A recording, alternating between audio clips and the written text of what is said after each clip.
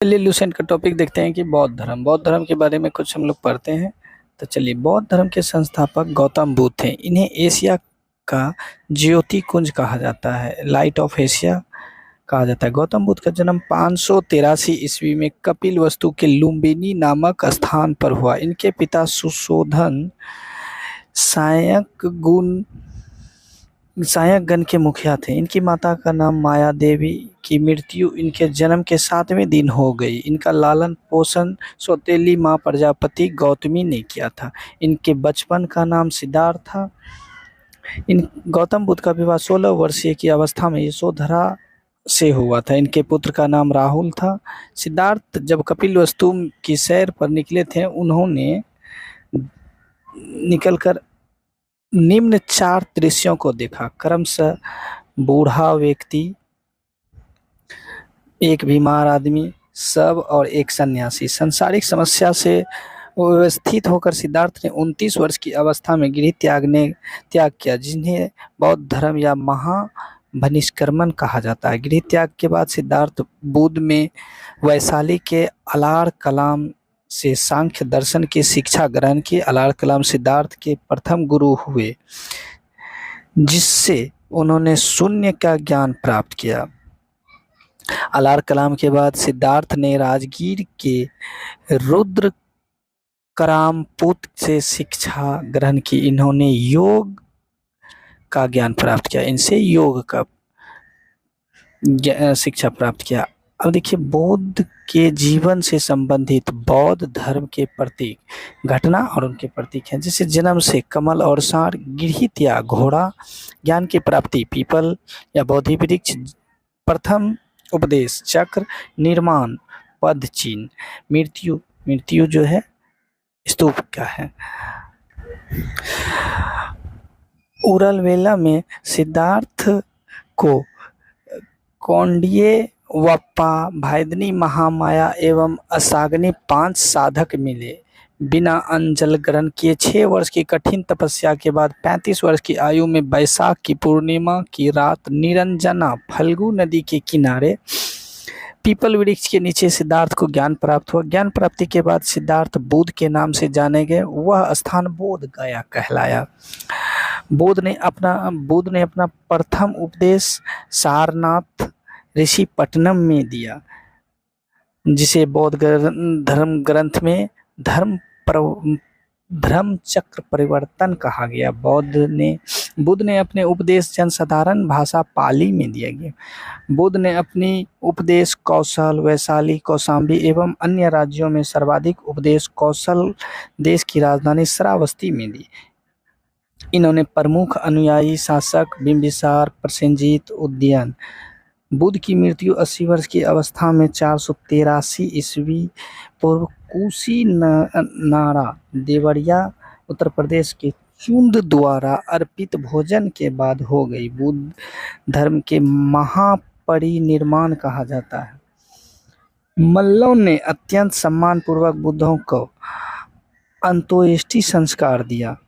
एक अनुश्रुति के अनुसार मृत्यु के बाद बुद्ध के शरीर के अवशेष को 8 भागों में बांटकर उसे 8 स्तूपों का निर्माण कराया गया। बुद्ध के जन्म एवं मृत्यु की तिथि चीनी परंपरा के कैंटोन अभिलेख के आधार पर निश्चित किया गया है। बौद्ध धर्म के बारे में हमें विशद ज्ञान त्रिपिटक, विनय पिटक, सूत पिटक, अभिधम्म पिटक से प्राप्त होता है।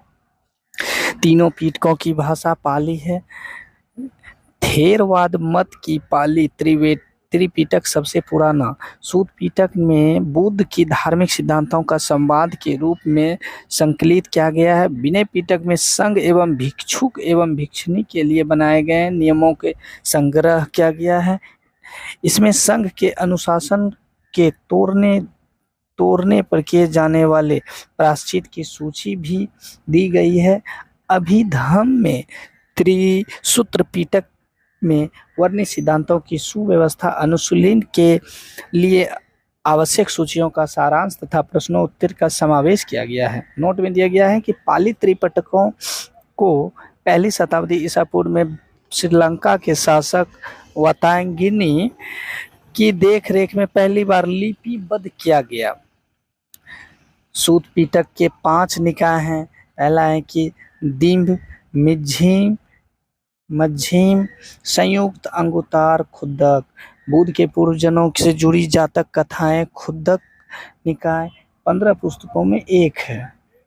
खुद्दक निकाय में धम्मवाद नैतिक उपदेशों का पदात्मक संकलन, थोर गाथा में बौद्ध भिक्षुओं की गीत तथा थोड़ी गाथा में बौद्ध भिक्षुणी की गीत।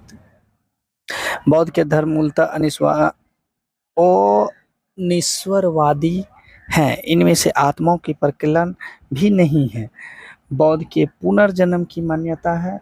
तृष्णा को छीन हो जाने की अवस्था में बौद्ध ने निर्माण कहा। विश्व दुखों से भरा हुआ का सिद्धांत बुद्ध ने उपनिषद से लिया। बुद्ध के अनुयायी 2 भागों में विभाजित हैं। भिक्षुणी बौद्ध धर्म के प्रचार के लिए उन्होंने संन्यास ग्रहण किया, उन्हें भिक्षुक कहा जाता था। उपासक गृहस्थ जीवन व्यतीत करते हुए बौद्ध धर्म अपनाने वाले को उपासक कहा जाता है।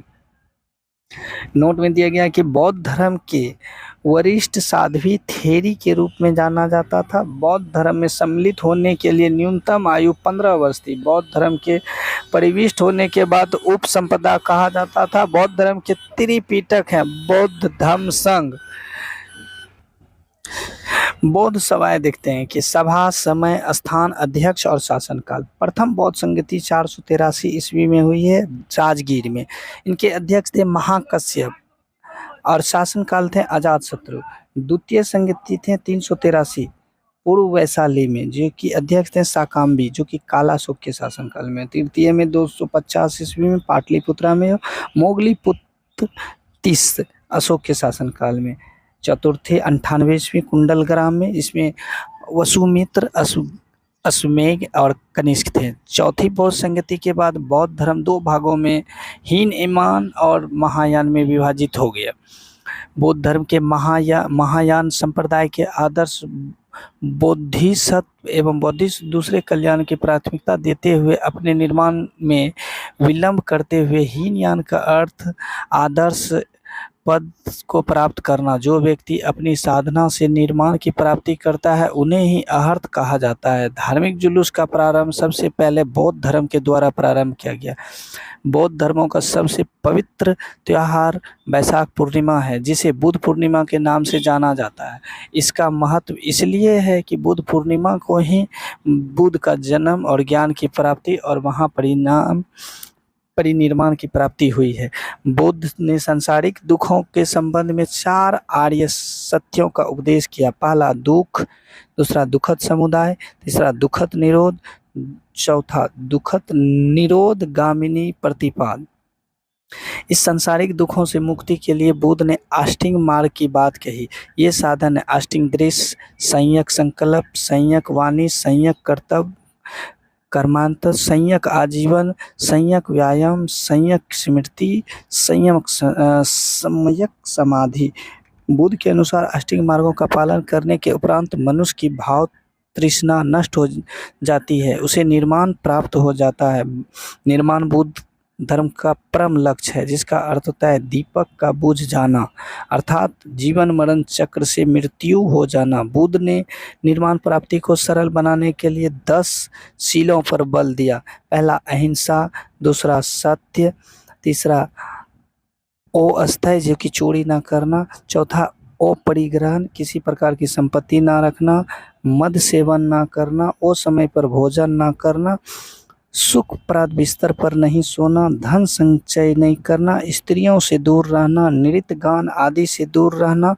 गृहस्थ के लिए केवल 5 शील प्राप्त किए हैं। भिक्षुओं के लिए 10 शील मानना अनिवार्य है। बौद्ध मध्य वर्ग में मध्यमा प्रतिपदी का उपदेश दिया गया। अनिश्वरवाद के संबंध में बौद्ध धर्म एवं जैन धर्म में असमानता है। जातक कथाएं प्रदर्शित करती है कि बौद्धिस्ट का अवतार मनुष्य के रूप में हो सकता है तथा पशुओं के रूप में नहीं। बौद्धिस्ट तत्व के रूप में पुनर्जन्म में दीर्घ श्रृंखला के अंतर्गत बुद्ध ने सांख्य मुनि के रूप में अपना अंतिम जीवन जन्म प्राप्त किया। इसके उपरांत मैत्री तथा अन्य और नाम बुद्ध अभी अविरत होने शेष्य हैं। सर्वाधिक बुद्धि मूर्ति का निर्माण गांधार शैली में किया गया, लेकिन बुद्ध की प्रथम मूर्ति मथुरा कला से बनी गई। भूटान, तिब्बत एवं पड़ोसी देश में बौद्ध धर्म का प्रचारक पदम संभव गुरु रीन-5 ने किया। इनका संबंध बौद्ध धर्म के ब्रजयान शाखा से था। इनकी 123 फीट की मूर्ति हिमाचल प्रदेश के रेवालसर झील में है। भारत में उपासक की जाने वाली प्रथम मूर्ति संभवतः बुद्ध की ही थी। स्तूप वैदिक काल से भारत में प्रचलित सावधान टीले थे, जिसमें मृतकों के अवशेष और राख को रखा जाता है। अशोक के शासनकाल में स्तूप कला अपने चरमोत्सव पर पहुंच गई थी। उन्होंने अपने राज्यकाल के दौरान लगभग 8400 स्तूप बनवाए थे। भारत के महत्वपूर्ण बौद्ध मठ हैं, स्थान है और राज्य या केंद्र शासित में है। टाबो मठ, ताबो गांव, स्पीति घाटी, हिमाचल प्रदेश। नामग्यल मठ, धर्मशाला, हिमाचल प्रदेश। हेमिस मठ, लद्दाख में पड़ता है। थीकसे मठ, लद्दाख में पड़ता है। सासुर मठ, लोहाली, स्पीति, हिमाचल प्रदेश में पड़ता है। मिड्रिलिंग मठ, देहरादून, उत्तराखंड में पड़ता है। रूमटेक मठ, गंगटोक और सिक्किम में पड़ता है। तावांग मठ, अरुणाचल प्रदेश में। नामड्रिलिंग मठ, मैसूर, कर्नाटक में पड़ता है। बोधि मंडा मठ, बोध गया, बिहार में पड़ता है। वैदिक परंपराओं से प्रेरित स्तूपों को बुद्ध द्वारा लोकप्रिय बनाने के लिए बुद्ध के मृत्यु के बाद वह बुद्ध के शरीर के अवशेष 8 भागों में विभाजित कर स्तूपों के नीचे रखे गए। स्तूपों के 5 श्रेणी में वर्गीकृत किया गया। अवशेष स्तूप, जिसमें बुद्ध के अन्य धार्मिक व्यक्तियों के अवशेष रखे जाएंगे, जो सांची का स्तूप कहलाया। वस्तु स्तूप, जिसमें बुद्ध और उनके शिष्य से संबंधित वस्तु रखी गई, जो वैशाली स्तूप कहा गया। स्मारक स्तूप, बुद्ध और उनके शिष्य के जीवन की घटनाएं को याद बनाए जाने गए, जैसे श्रीलंका, अनुराधपुर का स्तूप।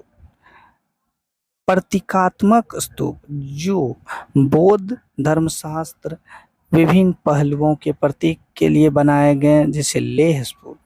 मन्नत स्तूप, जो यात्राओं के उपलक्ष्य में आध्यात्मिक लाभ प्राप्त करने के लिए बनाए गए। अशोक के द्वारा बनाए गए स्तूपों में सबसे प्रसिद्ध मध्य प्रदेश का सांची स्तूप है। उत्तर प्रदेश में पिपराहा का स्तूप सबसे प्राचीनतम स्तूप है। स्तूप आमतौर में अवशेष एवं निरपेक्षागार होता है। बौद्ध परंपरा में स्तूप एक संकल्प अर्पित या स्मारक संरचना होती है। भाजा गुफाएं पूर्व 2री शताब्दी के दौरान निर्मित 22 चट्टानों को काटकर बनाई गई गुफाओं में से एक है। यह महाराष्ट्र के लोनावाला के पास पुणे जिले में स्थित है। यह हीनयान बौद्ध संप्रदाय से संबंधित है। गुफा में कई स्तूपें हैं।